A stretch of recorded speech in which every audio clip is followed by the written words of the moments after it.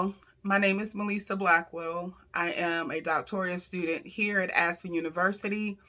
I'm currently enrolled into the intro to the dissertation with Dr. Carlisle's. Today I will present to you a dissertation defense practice to give you some insight on what it looks like to present a dissertation. So when you're first things first, when you are presenting your dissertation, the first thing that you will do is provide an intro to your dissertation. With the intro, it provides the reader, those who are reading it, it should grab their attention to what the topic is going to be about. The intro sets the tone for what the study is going to be about. It brings about detail and understanding. And it's sort of like you have an appetizer and it's preparing you for the next level. This is somewhat for what a dissertation, an introduction is sort of like. During the spring, and let me go back and give you the dissertation that I chose. So the dissertation that I chose to represent today is high school sports during the COVID-19 pandemic, the effects of sports participation on health of adolescents. And as a educator myself, I have observed a lot of challenges that have come about with students who are suffering with mental health. During this time, during the spring of 2020, COVID-19 reached pandemic levels in the United States. Schools were closed and high school sports were canceled. And due to the due to the risk of the virus being spread to others, and so actually stopped having sports. And so during the fall of 2020, some high schools across the United States did allow their students to participate in some sport activities, while others either canceled sports altogether collectively or they postponed their sports program due to the concerns of the spread of coronavirus. What effects this had on the physical and the mental health of the adolescents is unknown. The adolescent sports participation has been recognized as having positive influence on the mental health and well-being of adolescents. Also has proven that students who are participating in sports have higher achievement, academic achievement. There's a greater level of physical activity, and there's a decreased levels of anxiety and depression compared to those students who are not participating in sports. When it comes to the research, we'll talk about the research questions and hypothesis. Basically, you want to be able to state the purpose of your study and what it measures, the effect of what it measures. And so the purpose of this study was to measure the effects of the sports participation on the mental health and the physical health of adolescents during COVID-19. Also, the researchers wanted to compare the report. This is self-report data on anxiety, depression, and physical activity, as well as the HRQOL for a cohort of athletes who may have played sports with similar cohort athletes. And so those who were playing currently, and then those that used to play but not playing at all. So this took place in Wisconsin during the fall of 2020. And so the researchers hypothesized that the adolescent student athletes who play sports would display a better mental health. And not only that, but their well-being and their physical activity at HRQOL, more so than the students who did not play sports anymore. In recent studies, there have been some challenges to determine if the health changes reports were primarily due to the restriction on sports participation, or it could be because of other factors like students' ability to attend school face to face. Could be economic issues as well, of uncertainties, and it could be the concern of students or parents having a fear of their um, their children catching the coronavirus. So therefore, it is important to determine in this particular study if in fact the sports participation independently affected the health of adolescents um, while they were participating in sports.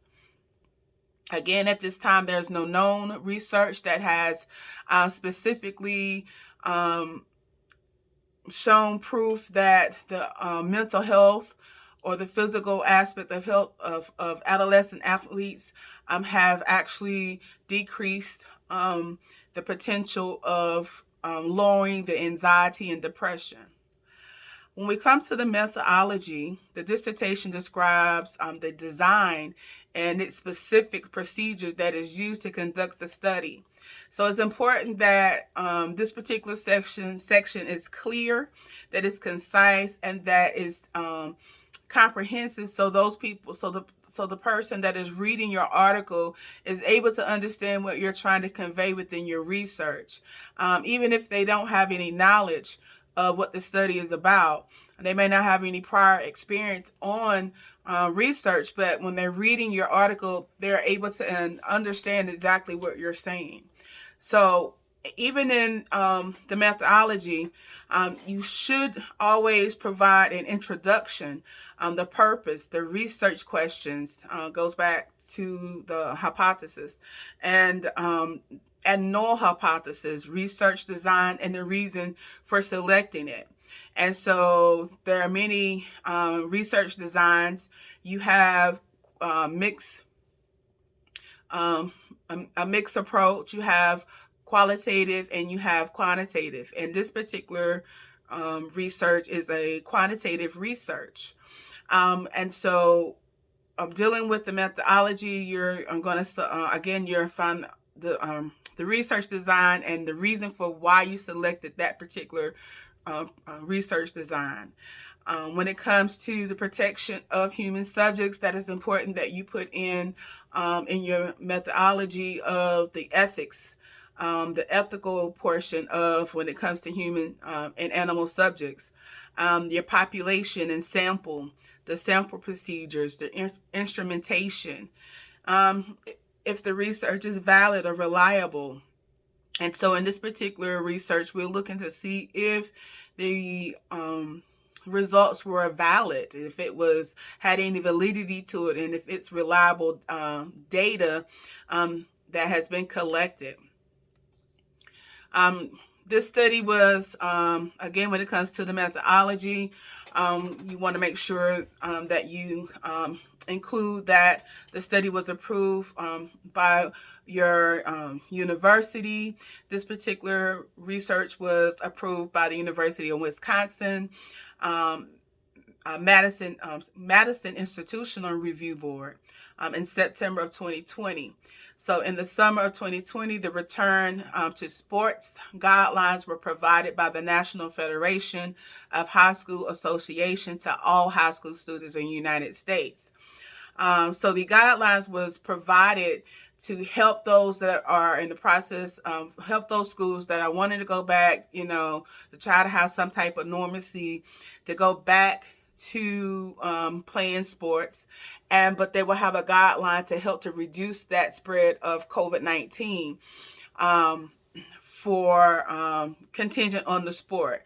Now, this didn't apply for all sports because a lot of sports have different contacts.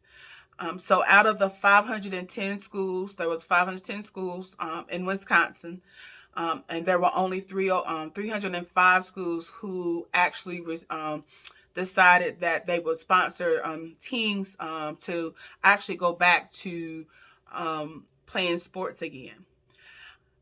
So the high schools in Wisconsin, they targeted male and female, ages 13 and 19. Grade levels were 9th through 12th. That were recruited to participate in this particular study by completing an anonymous online survey in October of 2020. Among all the sports, cross country was the main sports that across the board that did participate in the sports, went back to doing sports um, because of it has less contact.